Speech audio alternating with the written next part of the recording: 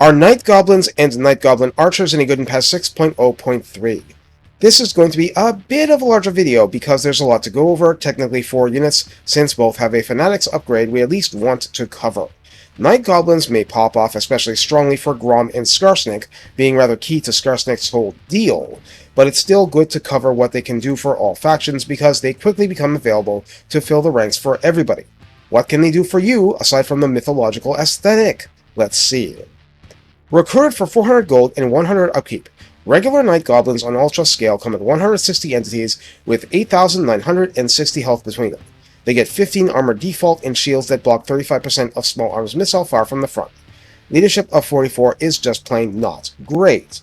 Speed 35 and charge speed 41 are fairly nimble. Melee attack begins at 26 with an attack interval of 4, and each and every strike carries poison along for the ride for its usual minus 15% to melee and ranged damage and to enemy speed. There is no splash damage.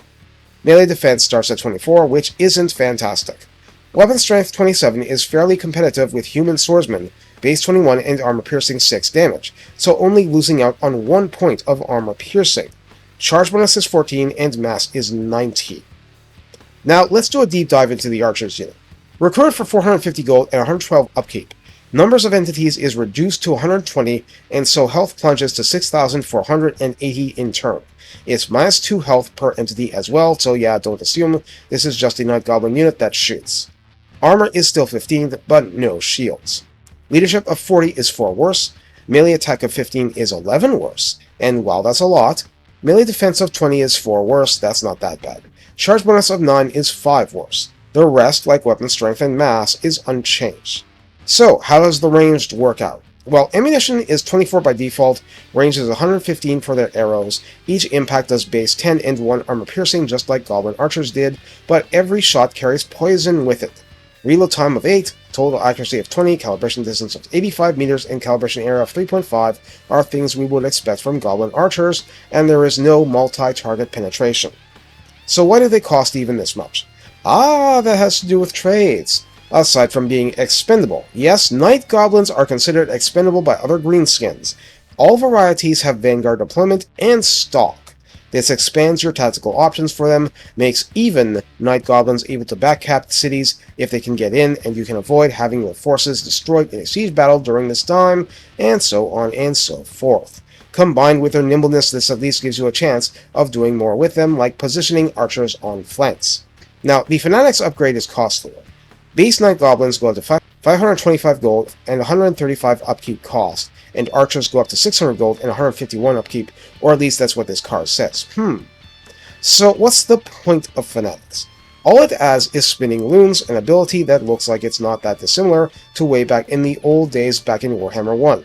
For a 30-second cooldown and a duration of 12 seconds, you have an unpredictable release of Spinning Fanatics, but it's targeted like a wind spell. And these are spinning fanatics waving around heavy weapons and doing barbarian-style spin to win. They can and will murder your own forces potentially, but if they go in anything like the right direction, they cleave 18 damage per second, that is 100 armor piercing within a 4-meter radius, and since the loons only move so fast, or rather there's more than one, enemy infantry within the targeted zone are going to eat a lot of damage. In other words, they can and will cut Longbeards, Ironbreakers, Infernal Ironstworn, and so on, down to size, beards and all, and since it isn't magic, dwarfs have no special defense, which is why I'm mentioning them specifically. Usefulness against monsters and single entities will be significantly curtailed. That's great, but I'm sure you've noticed how a lot of their other features are questionable. Note spinning loons apparently can't be used if the unit is under 25% health. In the Redline skills, Doug Gobos definitely covers Night Goblins too, offering plus 6 melee attack and plus 6 melee defense, and for the Archers, plus 20% ammo and plus 8% missile strength.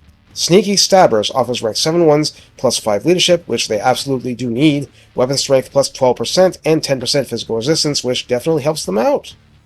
For the tech tree, Tough Fodder returns to offer plus 10 armor and plus 3 melee defense, and more grub gives leadership plus 5, not wasted here, and upkeep minus 5% for good measure. Beta Era Eds offers plus 5% range and plus 10% missile strength for the Archers, no small buff. Now, as for the scrap upgrades.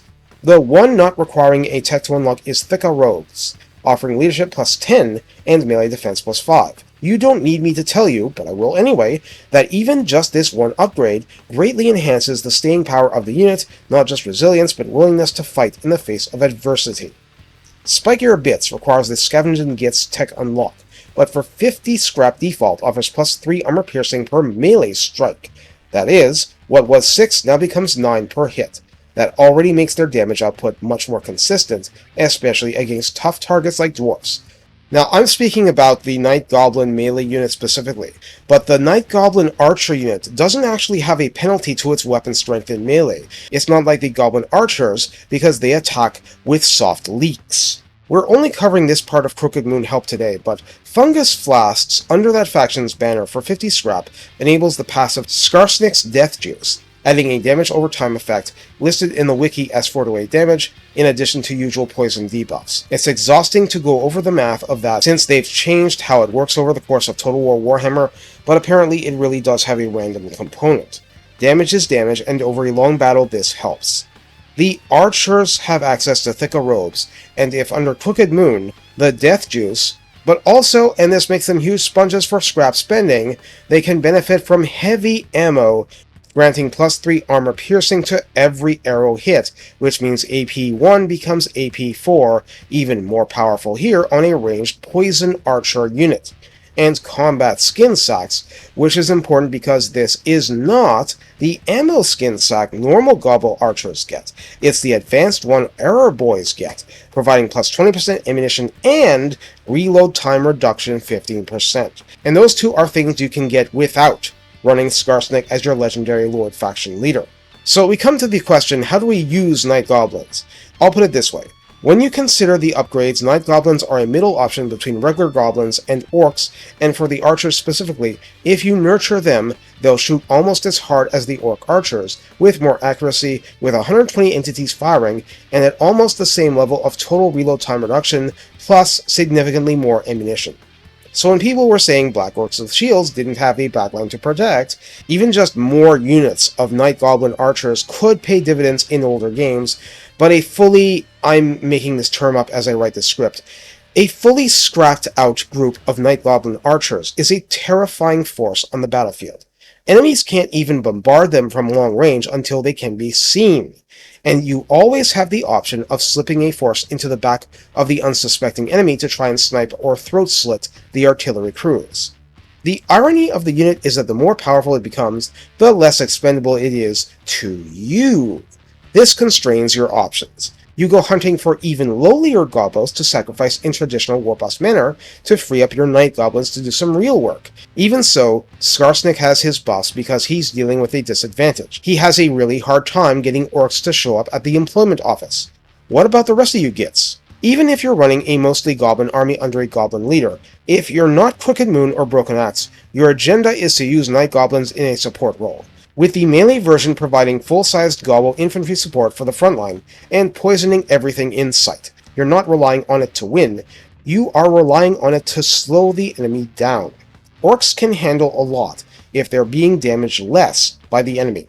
Now we're long beyond the dark times when poison affected your own troops, so Night Goblin Archers are a pure bonus on your side, poisoning from ranged. The melee version is still eligible to do like nasty Skulkers without the armor piercing, and those two units work together great.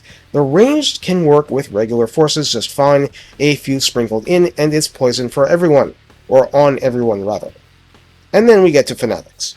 Some of the time you hurt yourself badly with them, but a lot of the time you're doing crazy suicidal stuff with a Night Goblin unit just to get the Fanatics unleashed in a situation they'll probably wreck face and beard in. That's exactly what you should do. It's a controlled aggression style. I mean, you get to use this even with Archers, for goodness sakes. It's basically a spoiler feature. The enemy thinks he's winning, and then you wreck him when he can least afford it. It's great when it works, and when it doesn't, well, just try to make sure it's your lower entity count units that are soaking the damage and not your high-value infantry, okay? Because that'll just make mommy get sad. The point is, you have no idea when you start a battle if Fanatics will be useful, useless, will ruin you, or will turn the tide in your favor. More often than not, they'll go from marginally useful to potentially battle-saving, but you have no idea where on the scale it will lie because enemy behavior can be that unpredictable. You just have to accept that and judge whether the cost is worth it. And even if it's a matter of a few of your Night Goblins being Fanatics, even when you're rolling in money, that's still potentially enough. Bringing 10 with Fanatics might be a little excessive. Finally, let's just roll our thoughts back a bit and go over the basics of Gobos. Gobos are low health, high entity units, so they hate magic and artillery bombardments and will really do poorly in that case. Gobos can be upgraded to do more against armor, but these are basically unchanged since the first game except for scrap upgrades, so they do not have an anti-large version. You want to fight Knights Errant, you want to shoot them, preferably with heavy ammo and preferably with help from other parts of your roster. That said, Night Goblins are decent against Slayers, though nowadays the weapon strength of Slayers cannot be reduced via poison. Night Goblin Archers are one of the mortal enemies of Slayers, if at ranged. 0 armor versus 33% more archers than a typical unit, slaughterhouse. The same logic applies to normal trolls, normal centaurs despite the ones having shields, other light cavalry generally, basically anything low to mid-level armor stands to get hurt by them, and after, spinning loons give you an option against even the likes of Celestial Dragon Guard, and something like a Terracotta Sentinel shoot it a lot with heavy ammo. So you have options. It's just a matter of how far you upgrade these units to deal with those problems, as opposed to just having a spendable, stocky, sneaky force bringing lots of poison and being able to be positioned silently on enemy flanks at the start of a battle. They can't do everything, but now you know their potential. Take care, and have fun stabbing the humies any way that works, but especially when they're looking the other way. Yeah, just because that git works for the Chaos Dwarfs doesn't make the advice bad.